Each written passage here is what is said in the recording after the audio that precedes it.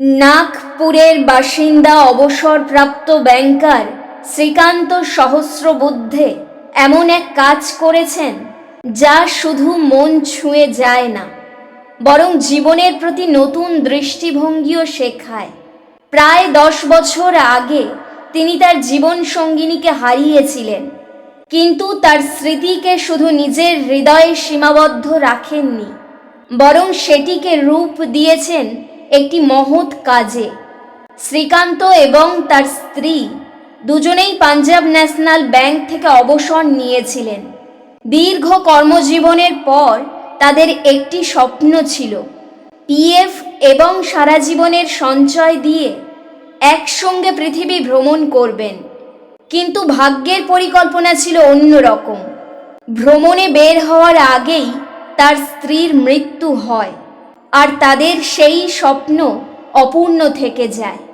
শ্রীকান্ত বলেন, স্ত্রী চলে যাওয়ার পর আর কোথাও ঘুরতে যাওয়ার ইচ্ছাই হয়নি। যে সফরের স্বপ্ন আমরা একসঙ্গে দেখেছিলাম তা একা পূরণ করতে মন চায়নি। এরপর একদিন তিনি একটি খবর পড়েন, অকোলার এক ব্যক্তি ভারতীয় সেনাবাহিনীর জন্যে 1 কোটি টাকা দান করেছেন। সেই খবর পড়েই তার মনে একটি ভাবনা আসে। তিনি বলেন, আমার কাছে এত বড় অঙ্কের টাকা ছিল না, কিন্তু ভাবলাম আমি 25 লক্ষ টাকা দান করতে পারি। এই টাকাই ছিল আমাদের বিশ্ব ভ্রমণের জন্য জমিয়ে রাখা সঞ্চয়ের অংশ। আমি সিদ্ধান্ত নিলাম সেই সঞ্চয়ের অর্ধেক ভারতীয় সেনাবাহিনীকে দান করব।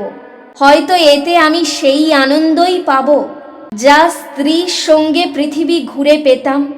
আর তারপর তিনি তার স্বপ্নের জন্য জমিয়ে রাখা অর্থের মধ্যে থেকে 25 লক্ষ টাকা ভারতীয় সেনাবাহিনীকে দান করেন। আজও নিজের প্রয়াত স্ত্রীর কথা বলতে গিয়ে শ্রীকান্ত আবেগপ্রবণ হয়ে পড়েন। তার একসঙ্গে কাটানো মুহূর্ত, স্ত্রীর ভালোবাসা আর স্মৃতিগুলো মনে পড়লে তার চোখ ভিজে ওঠে। কখনো কখনো ভালোবাসার সবচেয়ে সুন্দর স্মারক কোনো মূর্তি বা স্মৃতিস্তম্ভ নয়, বরং তা হতে পারে এমন একটি মহৎ কাজ যা প্রিয়জনের স্মৃতিকে বাঁচিয়ে রাখে মানুষের উপকারের মাধ্যমে। শ্রীকান্তের এই সিদ্ধান্ত আমাদের শেখায়, অপূর্ণ স্বপ্ন কখনো কখনো অন্য কারোর আশা, অনুপ্রেরণা এবং শক্তির উৎস হয়ে উঠতে পারে।